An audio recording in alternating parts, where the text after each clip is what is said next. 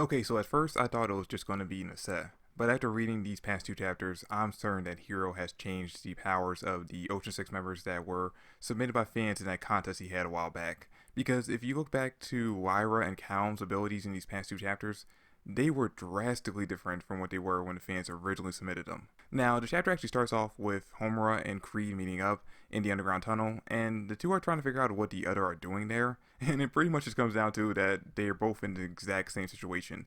They both came to this planet to stop Shura from using the all-link system, and then somehow in the underground tunnel got separated from their friends. And Creed actually suggests that the two of them team up in order to find their way out of the tunnel, but Homura immediately shoots down this idea, remembering back to what he did to her back on Foressa. And to be fair, if I was Homura and the last time I saw this guy, he shrunk me down to the size of a marble and placed me in a box, I probably wouldn't want to team up with him either. But Creed does try to argue that he's really not that bad of a guy, and when you look back to the Foressa arc, he really might not be a bad guy, because back then, he only captured her because he was following Justice's orders. And even then, when he was following those orders, he did try to argue, and I believe Victory as well tried to argue against Justice as well, that Shiki and Homura really weren't a threat and they were just civilians who got kind of caught up in the crossfire things. But because Justice has such a big hate boner for LZ and anyone connected to her, he immediately decided that Shiki and the entire Eden Zero crew have to be criminals as well. And obviously, Creed had no choice but to follow his orders. And actually, speaking of LZ, Homura brings him being her enemy up as another reason as to why she can't trust him. Which, to be fair, Creed does argue back that LZ actually is a criminal, and she's technically a bigger threat than Poseidon Arrow himself. And I don't think this means that they think that LZ is more dangerous or more powerful than Poseidon Arrow.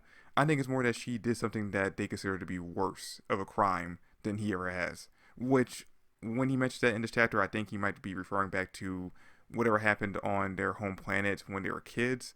Which I really hope we get to elaborate more on at some point, because back when we saw that flashback, we really only got the Cliff Notes version of it. So I really want to see exactly what went down, like a full on do a whole One Piece style flashback where we get I don't know, 10 chapters devoted to the entire events of their backstory, so we can really, in full detail, understand why Elsie did what she did, and how the two of them became such bitter enemies, even though they were so in love as kids. Anyway, once Creed reveals to Homer that he thinks she's hot, and Homer gets embarrassed by it, we cut over to Happy Pino and Moskoy, who are just now breaking free from the hypnosis, and this scene is really just here to make them aware and to transition us over to the fight between Rebecca and Lyra, where we finally get the rules to the Lost card game. And the rules are actually a lot simpler than I thought they would be. Basically, both players get 5 cards numbered 1 through 5. They put them face down on a table in any order they want, and then they turn the table around so each player has the other's cards, and then they pick up a card, and whoever picks up the highest number card wins that round. So yeah, this game is seemingly a lot more luck-based than I originally thought it would be. And when we get into the game, Rebecca actually ends up losing the first 2 rounds, which of course means she ends up losing 2 pieces of clothes. And it seems like at first that Rebecca only lost the first round because she overthought things. Because Lyra stacks 4 of her cards on top of each other and then puts one separate from the rest. And when Rebecca's trying to figure out, alright, is that 1 actually a trap? Is that actually the 1 card or is that the 5? She really starts to overthink things and decides that she's going to go for the 2 middle cards in the center of the deck, pick one of them, assuming that they're going to be either 3 or 4, to basically kind of play it safe. And when she grabs a card, she ends up grabbing the 1, and Lyra gets her 5. So she obviously loses that round. And that 1 to 5, result actually ends up being a constant thing throughout the entirety of their game, because they play 5 rounds in this chapter where Rebecca wins 2 of the rounds and Lyra wins the other 3. And each time that Rebecca lost a round, she lost because she drew the 1 and Lyra drew the 5. So obviously the 5 and the 1 card have to have something to do with Lyra's ability. So yeah, there's obviously something going on with that, because even when Rebecca uses reverse to try and win the 5th round, she still loses with the same result. And keep in mind, this time Rebecca switched the 1 and the 5 on her side so that they're in different spots, and she knew which card was going to end up being the 1 on Lyra's side. So the fact that they still picked up the same cards means that there has to be something going on with Lyra's ability that is tied to those 2 cards. Which, like I mentioned in the beginning of the video, Hiro definitely went and changed the abilities of each of the characters from the contest, because when it comes in the set, his original ability, Eyes of Horus, was supposed to let him look into someone's memories and then rewrite them a little bit if he wanted to. And when it comes to Callum's original ability, based on the way his character was submitted, was that he was supposed to be able to atomize people from pretty much any distance. So yeah, that's definitely a complete change to the handprint and being able to turn into air or mist that we saw him do in the last chapter. And then when it comes to Lyra's ability, her original ability was pretty much all luck based and it involved dice. Because I mean, we already knew going into this that Hero had asked the original creator of Lyra if he can change her ability from using dice to using cards because he had planned on Poseidon Arrow having a dice based ability.